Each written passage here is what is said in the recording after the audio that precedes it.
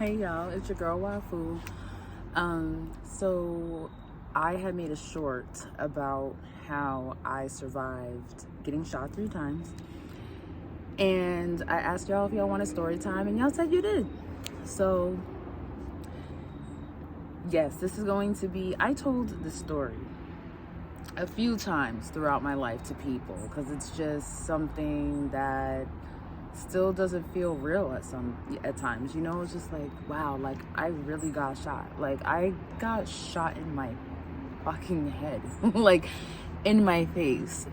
You probably can't see, but this scar right here, and this is why my eye tears, because my tear duct got damaged at the time of injury. But I got shot here. I got shot in my carotid artery. So I have a pseudo aneurysm on my carotid artery. So hitting the neck, basically. Hitting the shoulder, and one did graze my back. Yeah, I got called all the names, 50 Cent and all this. I'm crying. And even though I told people this, and I actually told the story online 2 different times, but not fully in depth. Oh, well, one time fully in depth. And I was still experiencing a lot of shame and fear of putting myself out there. And this was right in the beginning of my spiritual awakening last year, or the beginning of this year when I tried to tell that story, and then I just hit it. So I'm glad to be sharing this story again and going to keep it there because I just wanted people to see me for who I was and not what I experienced, and I feel like that is a very valid reason. But there were some other things that I was like just working through, but now I don't give a fuck. Like I just want to be me and show the world, like, you could overcome anything and everything. Like nothing can destroy you unless you allow it to. I don't have any microphone or anything. Y'all know I'm still dealing with the living in a car situation. I am at a safe location right now, but just for a couple hours. But anyway, with that being said, let's get into the story. It's crazy because it was literally it's been 5 years this year, actually. September 9th 2020 is when I got shot. So I was renting out this 1-bedroom apartment it was basically their garage that was turned into a legal apartment. And I had the living room area, and I had the room that was set up for my son, and everything was all good. And mind you, he just got back home, I think a couple of days before the incident happened, because me and his dad, he goes to his father's house for the summer after his birthday. So with that being said, me and my sister, we were talking, having a conversation, back and forth. And you know how you keep talking to somebody, but then it's like you're about to leave, but then you're like, oh wait, there was something else that I wanted to say. Like it kept happening like that. Now, mind you, let me just continue because I will explain that part after. So she was about to leave, and I said, wait, before you go, one more thing. And I forgot what it was I was talking to her about, but next thing you know, we're talking, and then she notices the outside lights are going off. And she was like, oh, your outside lights are going off. And I'm just thinking, like, it's September, like it's still mosquitoes and bugs are still out. So they were motion activated, so I figured it was from that. But then my camera app went off, and I checked the app, and I saw somebody's hands in the camera like this, like to block the camera. So I was telling my sister, lipping to her, I'm like, there's somebody's hand in the camera. So she went to go check my bathroom window because in this apartment, thankfully, because if that AC fit in the window that was in front of my bed, I don't know if I would have been here. But it couldn't fit in that window, so we had to put the AC in the bathroom window. So she was just making sure it was secure, and she went to call 911, and I don't know what happened. All she just heard was bah, bah, bah, bah, bah, bah, bah. And I just hit the floor. Like I immediately hit the floor, and I was just like, oh shit. And my sister was like, get your phone. Like, and mind you, I heard a huge ringing in my ear. I think it was my right ear. So my sister told me, get your phone, because my phone died, blah, blah, blah, when I was calling.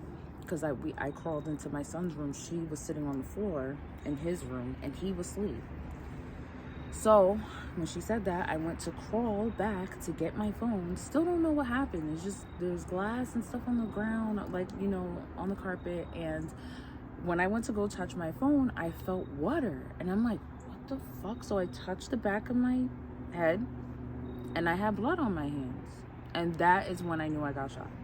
Mind you, this is probably a whole 30 to 45 seconds after I got hit, because it didn't feel like it. Probably just felt like a, like I just thought it was impact from jumping on the floor. Like I didn't know if I maybe hit my head on the side of my platform bed. I don't know, my platform frame, whatever. But that's when I realized I got shot, and I gave my sister my phone, and I told her that I got shot, and then I started throwing up blood in my son's carpet, and then that's when he woke up. And this was like the most traumatic thing, because we started to hear shots again from towards his window, like echoed from his window. And this apartment was a one-way in, one-way out type style, because like I said, it was a garage turned into an apartment. And all I kept saying was, Noah, Noah, Noah, Noah, am I gonna die? Am I gonna die? Am I gonna die? Am I gonna die? Like all over and over and over again. Trying to catch my breath. Like, I guess my adrenaline was running so hard. I figured that I knew that I wasn't going to die, because I was going to refuse to die. Had I met God that day, I would have been like, no, you got to send me back because of my son. Like, I was not going to take no for an answer. And it sounds insane, but I just knew, even though I was asking that if I was going to die, I knew I wasn't. So I didn't end up going to sleep. I didn't end up falling asleep until, so I literally got shot, went to the hospital, they did the COVID swab, I'm in the ambulance, the whole scene, until in the middle of my MRI. And then I woke up and I was in ICU. My mom was next to me, and she had my son and my dad and my sister on FaceTime, and I was waving. And then next thing you know, she reminded me of this part of the story, because I didn't, but apparently I was pointing at my throat, because I had a trach in my throat, but I didn't know. But I was like pointing to my mouth, and she was like, oh, nurse. And then apparently I just projectile vomited all over my gown of brown blood, and then I went to sleep. And then so this happened Wednesday, September 9th at just about 12 in the morning, or right before 12. So yeah, I did not have my access to my phone or anything for like the first 48 hours. So when they first took me to the hospital the day after, and I couldn't speak for like a week and a half. I had to write, and writing hurt. So it happened on a Wednesday. I was scheduled to have surgery on that Friday for my eye, because it fractured my orbital bone. So I have little mini plates in my eye because of it. But they rescheduled it because the nurse felt like my hand movement was off, like my right side still felt very weak to her. So that Monday I end up having a CAT scan, or did I have the CAT scan when I went in the hospital, on MRI after? I think it was a CAT scan. And that's when she found out and I had a really good team of doctors and nurses, like, and I am so grateful. I just want to like shout them out, like, seriously. I don't remember all of them. I do remember Kelly, and this was all at Southside Hospital, which is now Northwell, in Long Island. But I just want to, Dr. Tyrone, oh my God, and my plastic surgeon, I can't remember her name right now. I know it, but anyway, I just want to shout out to my team of nurses and doctors who took care of me at this time. I forgot the name of the doctor who caught that weakness in my hand, and thank God she did, because when she looked at that CAT scan that I had that Monday, she said that I had a stroke. I had a TIA. So a TIA is a mini stroke, and it happened when I got shot. So I guess because of the adrenaline and because where I got hit at,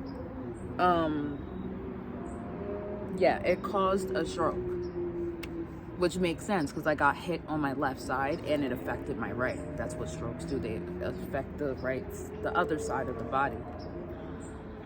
So, and then I remember about to square up with the doctor, because each doctor had their own like team, and the doctor who did my trach, they wasn't trying to let me eat from my mouth yet. I was supposed to have a swallow test, and his like assistant was trying to be like, oh, you're not having swallow test. I'm like, yes I am, bitch, because if you don't, you're gonna have a lawsuit, because I'm gonna eat something right through my fucking mouth with this shit in it, and if I fucking aspirate, it's on your fucking hands. And then they let me do the swallow test, which I passed, and then I got to eat as much food as I wanted to. But the crazier thing about this whole experience is that there was some weird shit going on at that house already, and I was already trying to make the move, but because I was avoiding trying to go back like home and wanted to just transition to another place, I was saying I'm gonna be out of here by October 1st. But I already was like, nah, I'm getting the fuck out of here. But I was trying to control the situation. I had a dream 2 days before I got shot about the incident. Just in my dream, I didn't get shot. But there was 2 guys in the dream, and they both had guns, and they said, get that bitch, in the dream. And I had my son in my arms, and his light was on in his room, and I went to put him underneath the bed, but we didn't get shot in the dream. And then 2 days later, I got shot. And I had a G-tube and a trach in for a month. But honestly, they said it was like 1 in a million type shit. Like, if I had fell any other way, like, I would have been unalived. And as I was going on the spiritual journey, or I wasn't even spiritual or awakened for real then yet, but I always look back at that event in my life, that NDE, and I'm just like, it had to be for a reason, even though I got warning and I could have completely avoided that. It was meant for me to go through that. And I started to feel like, now being in the current moment of where I am in my journey, looking back on the past, I feel like that was supposed to be some divine intervention to awaken me. Not that I was living my life in a negative way or harmful, risky way, but to awaken me on this path. And this girl that I used to be friends with earlier this year, she also told me she felt like it was spiritual warfare. And honestly, it was both. We were both right. Because around my birthday, that's when I started to have these dreams. The portal was really open for me on this birthday, on this solar return. I had a dream of Yemaya, Santa Muerte had came to me. A whole bunch of shit was happening up in the dream. But around that time, I decided to look into the human design chart, and I found out that I am ruled by the sacral. My authority is the sacral, and I am supposed to respond. And how I respond to things in life is through the way that I feel. So it was, in a sense, to awaken me on my spiritual journey, but it, in fact, was spiritual warfare, because if they created this event to happen to me, whether they wanted me to be completely or not, they created this trauma from this event because it would disrupt my ability to feel, because I would constantly be in fight or flight mode and a sense of fear and heightened emotions all the time through my root chakra, that I wouldn't be able to even operate out of anything else. And because I'm constantly just in that one, they assumed that I would be constantly in that one state of being all the time. I wouldn't be able to use my sacral to create and to feel and to tap into my intuition and to my gifts, because everything, most of my gifts are tapped into feeling. Well, all of it is. Like, I don't know people from a can of paint, but I can pick up all their energy, and it's like I'm a computer. Like, people's energy comes into me, and it registers like do like within seconds, and then I can tell like exactly what's wrong with that person, where they're holding the trauma in what part of their body, or what may be affecting them. Even if it's not down to the T, I just know something's wrong, right? And I listen, and I could literally, listen to a couple sentences that people say, like they could be talking about something that bothers them, and I'm like, oh well, because it stemmed from this point in your life. Well, how the fuck did you know that if you don't know your life, if you don't know my life? And I'm just like, I don't know. But anyway, you see what I'm saying? I help people not only from sharing my stories and things, which I have an add-on about that. I do it through the way that I feel. So because this happened to me, they thought that it was going to stop my ascension, but they already know. It just knocked me down a little bit, but I made it. I'm alive, and I'm very grateful. I'm grateful for, shout out to my spirit team, shout out to God, my ancestors who live within me, who helped me through that. But yeah, also being in that state of being, like I said, a lot of my gifts, my intuitive gifts, everything is from the way I feel. Like, and I can't respond if I don't know how I feel to things.